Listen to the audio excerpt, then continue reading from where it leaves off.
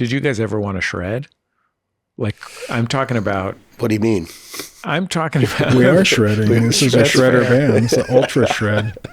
Just very slow. Slow shred. Slow shred.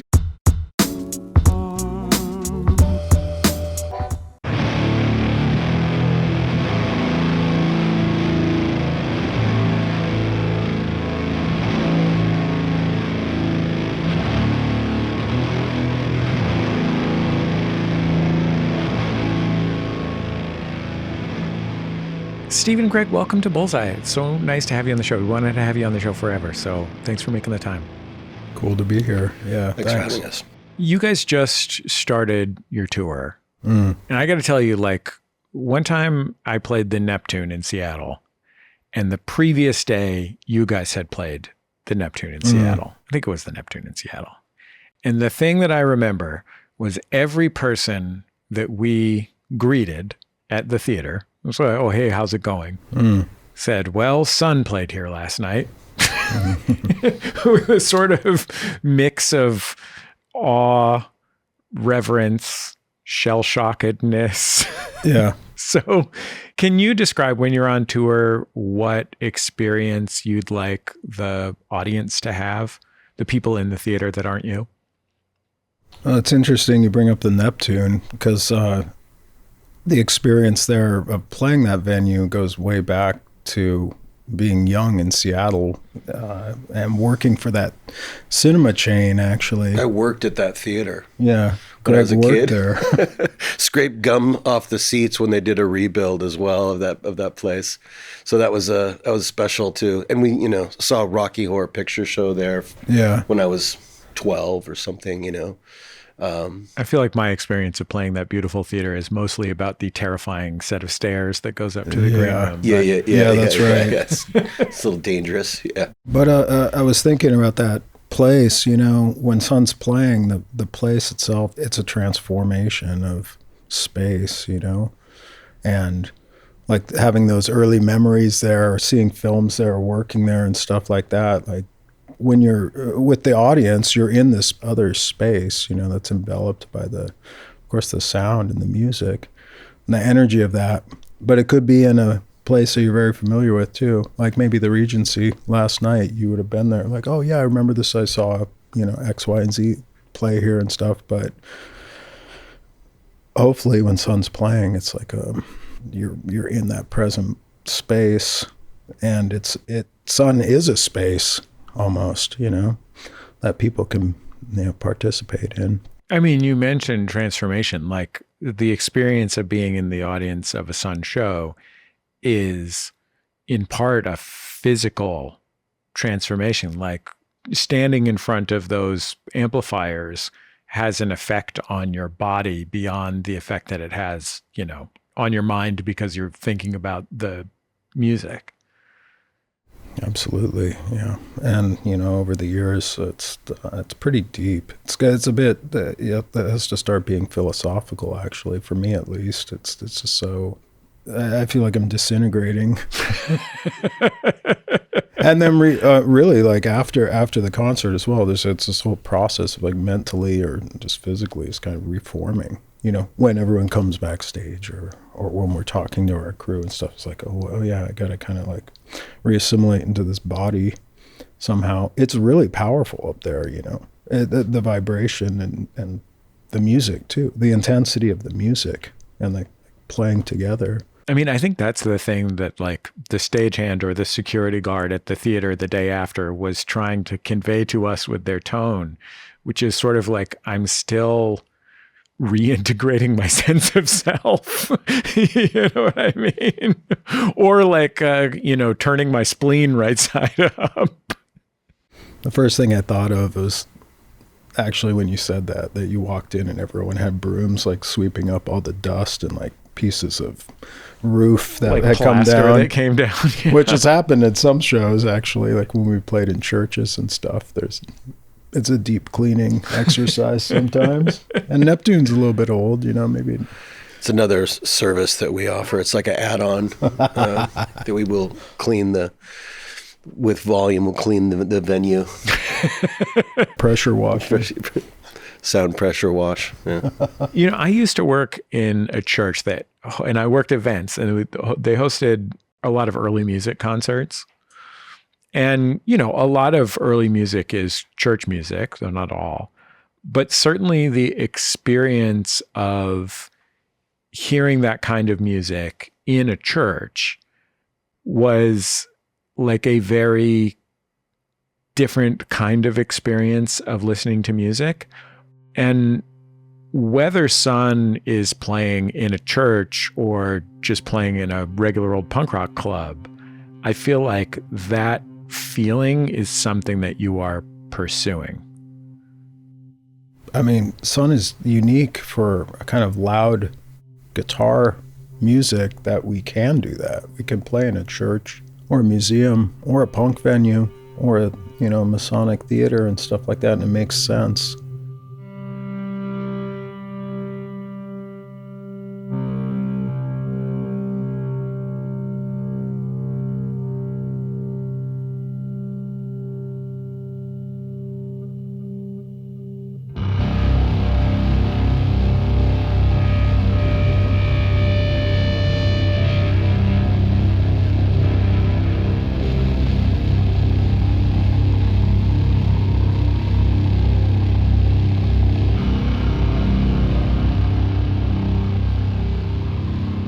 I know that feeling you're talking about with especially early modern music in the architecture, whether it's often a church, like you say. I play a lot of concerts in churches with my wife, playing her organ music, actually. It's a huge learning experience to be in those spaces with the bringing like a secular approach into a sacred space. And I wonder sometimes if Sunn's appeal, part of that is like for a punk rock culture to have a kind of touch of that sacred space somehow within themselves or in a special. Obviously, when we play in a special venue like a church, you can't get away from that when you're in there, really. But you know, there's something about. We often talk about like what is it with what is the audience into, you know? What are they connecting with? Maybe it's something like that sometimes, I don't know. For the audience that's listening at home, you made a face that I would suggest was, I don't know. Yeah, I don't want to, you know, dictate what it is. I don't know. I think it's really interesting to hear from people what they're experiencing, because it's often really different, amongst each person. And that's really interesting. I think for me, the feeling on stage is kind of ecstatic, and it's just this. It's really powerful and uplifting as well. Last night, I really got that feeling. It was, and that's, I don't know, maybe that's sort of what you were talking about in a way. There's the different kind of feeling, but I feel like it's it doesn't feel like negative or doom to me. It feels really uplifting and like almost, you know, and it's kind of it's not easy to describe, but it maybe has some similarities to what you were talking about church music or being there, but done without the intention of religion, you know, in it. I mean, I think that like there are other kinds of like very visceral, physical music.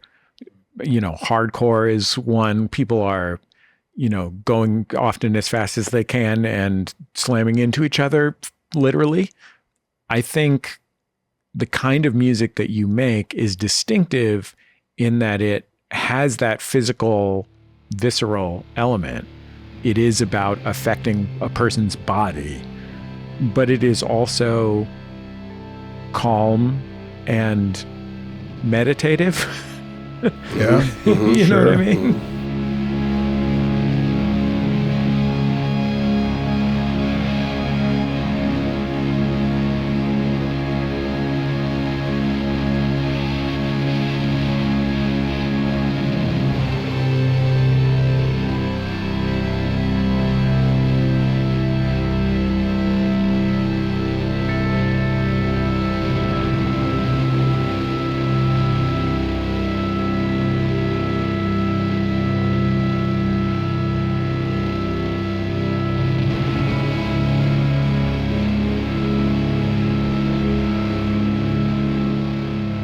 just thinking, like, you're speaking of overtly rhythmic musics, and Sunn is often seen as arrhythmic somehow, but it's actually tons of polyrhythm in there, and the harmony and the vibrational interaction and stuff.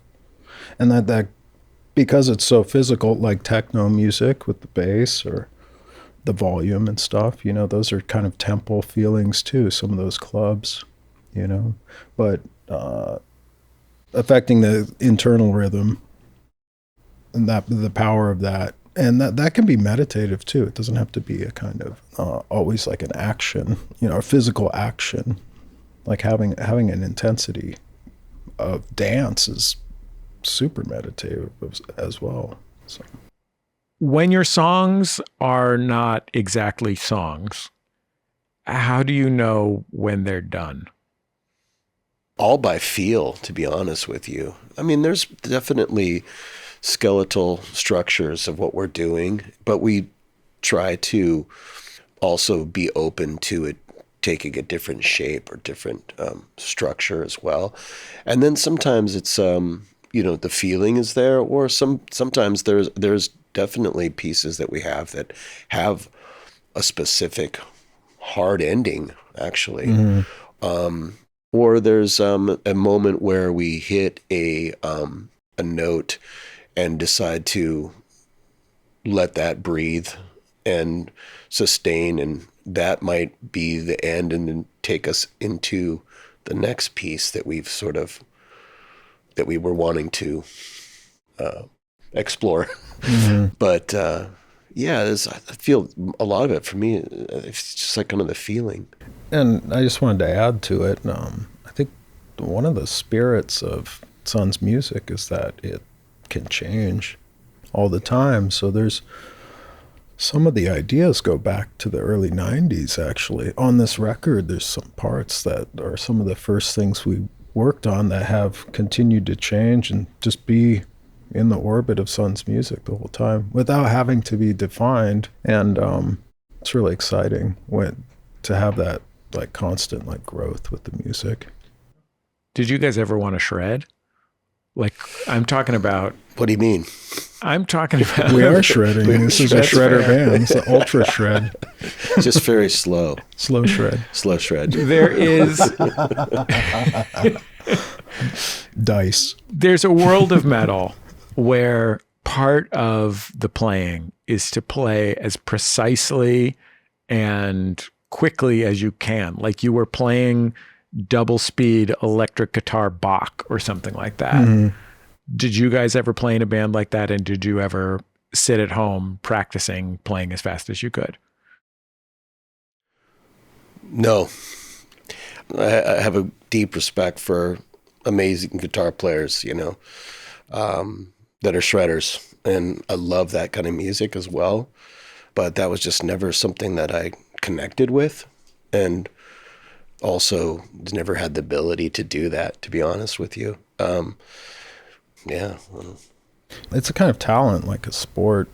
Yeah. Talent. This is the way I see it. I really admire it, you know, and this, of course, like listening to a proficient technical musician is a real pleasure. And I don't know if I ever had that kind of talent. I have talent for making like electric music in a different way, I guess, or bringing people together to create situations where we can do these things. But also, I think I never had the discipline to practice like that. Yeah.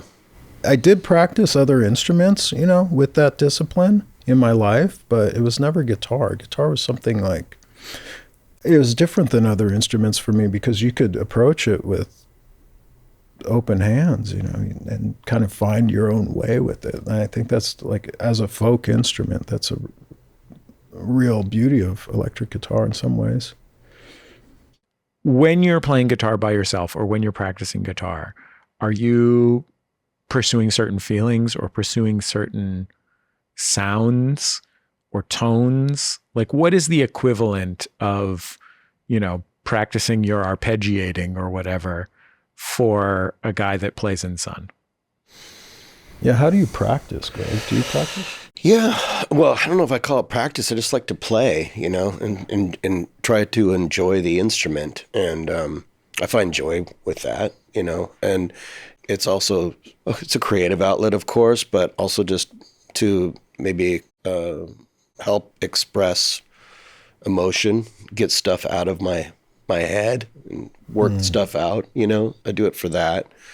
And then I find joy in creating sounds and riffs, you know, and then kind of also discovering things too, like, oh, you know, going down different paths and finding different sounds and that you didn't know that you could make, you know. And I find that the longer that I do it, the more you practice, you can find those things. And that's I like that discovery. I read some things about the ways that you created and recorded sound for the new self-titled album, Sunn. Mm. Can you describe to me, you know, pick a sound or guitar line or a song and describe to me basically what you did in creating and recording that sound to get it to where it ended up on the record? One that comes to mind just right away, because the process seemed like stage oriented, meaning there were several stages that were concrete, was track Mind Rolling.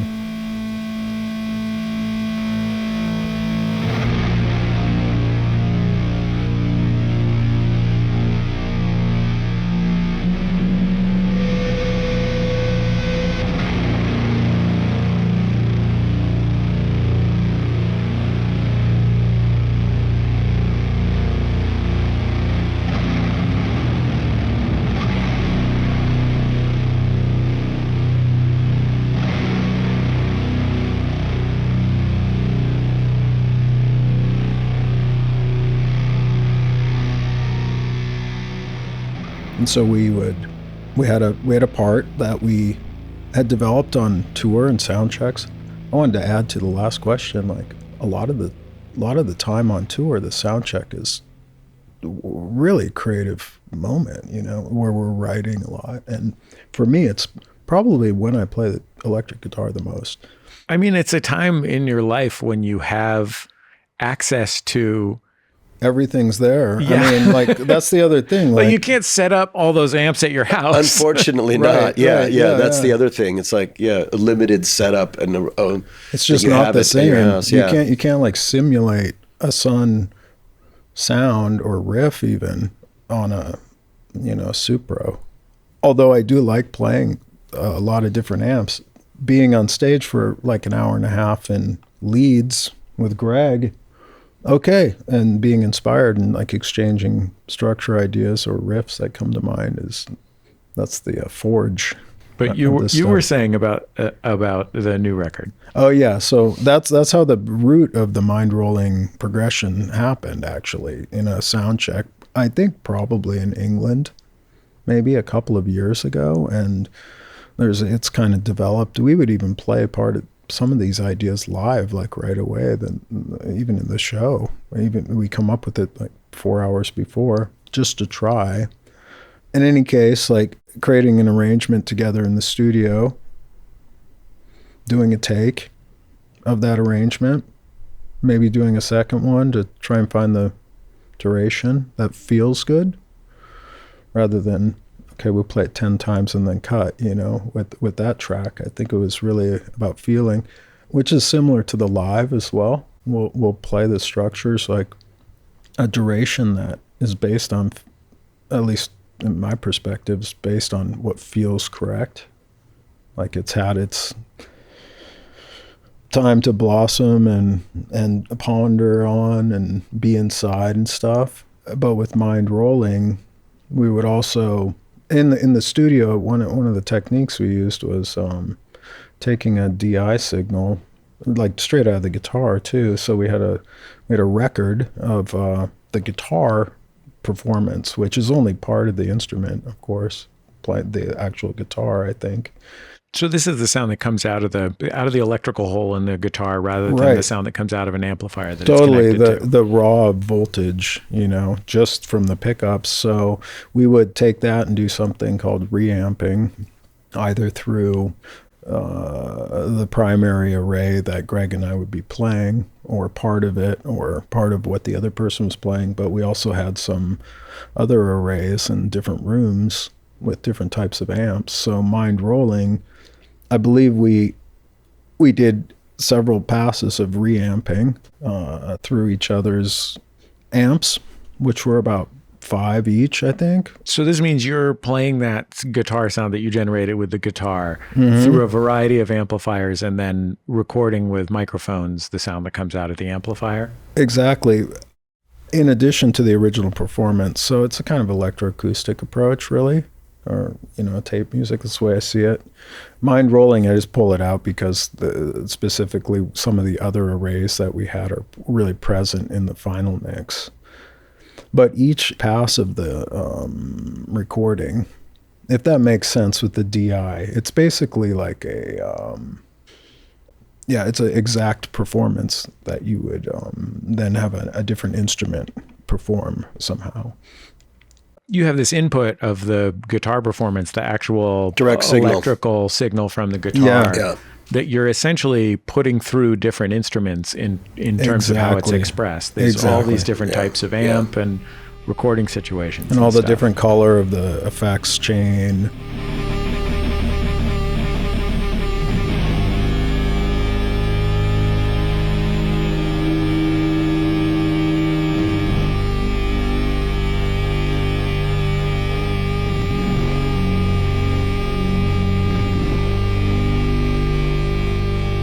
So it's still a singular performance, right? It's not like you performed an overdub to go with it, and in addition to, it's the singular performance. It's just the signal is routed through maybe a different effects, different pedals, or different, you choose different amps to get a different texture or sound, but it's still that singular performance.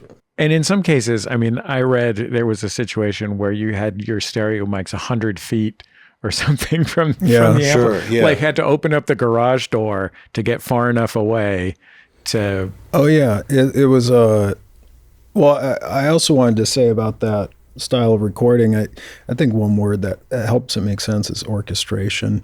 It's like making an orchestration of the structures by using different amplifier sections of an orchestra, essentially. And the amount of precision with the recording that Brad Wood had on those sections with the amount of microphones and stuff was kind of coming from a source of orchestra recordings, actually, including something which would be a room mic in an orchestra hall, for example. But in our case, we were recording on an old farm that had been turned into a studio in the 70s to record symphony orchestra, actually.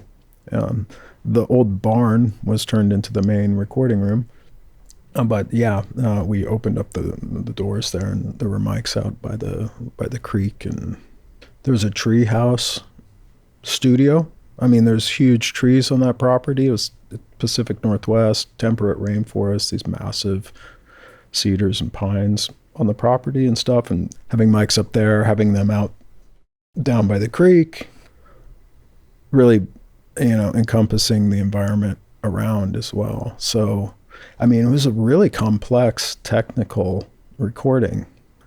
Having natural sounds on the record, I think, reflects one of the values or goals that I see in Sunn, and you can tell me if I'm full of baloney, but it is an attempt to create through human-created sound the kind of awe or reverence that otherwise could really only be created by God or equivalent, right? Like the Grand Canyon or a tornado. You know what I mean? Wow. Like to get as close as you can with 2 electric guitars on stage or 2 electric guitars and guests to a feeling that is transformational in the way that staring over the edge of a cliff is, or looking at the northern lights is or something. I'll take that. Or even looking really, really close at a bee going into a flower or something. Yeah, the attention of being in that space and discovery, that fresh kind of awe is essentially encountering something you have no experience with and being overwhelmed with it beyond words.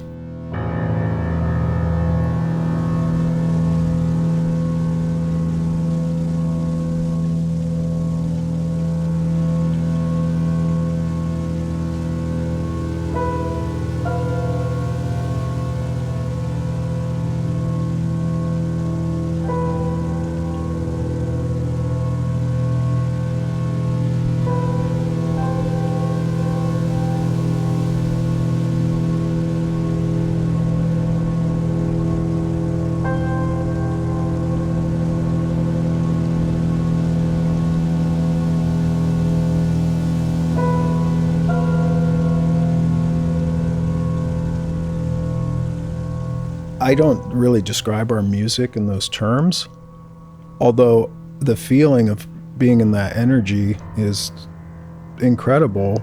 I kind of decided at one point not to express those kinds of feelings because it turns it into language. But I love hearing about it from other people. Like you just described, a very powerful experience. That's incredible that our music would evoke that for you. One of the questions that I wrote down to ask you was, does having a two-man band, and you've obviously collaborated with many people, brought many people on the road with you, et cetera, but does that make this enterprise more sustainable? Then it occurred to me that on the one hand, there are only two of you. And so there's two people to split the profits after staff gets paid. But you also probably, like, anytime you tour, which is the main way to make money, are probably bringing like 7 semi trucks full of amps. Like, what are you bringing with you when you hit the road? There's a lot of people involved, our crew. I'm annoyed when I have to check a bag that has t-shirts in it to sell. So. Me too. That's why there's a lot of merch. That's for sure.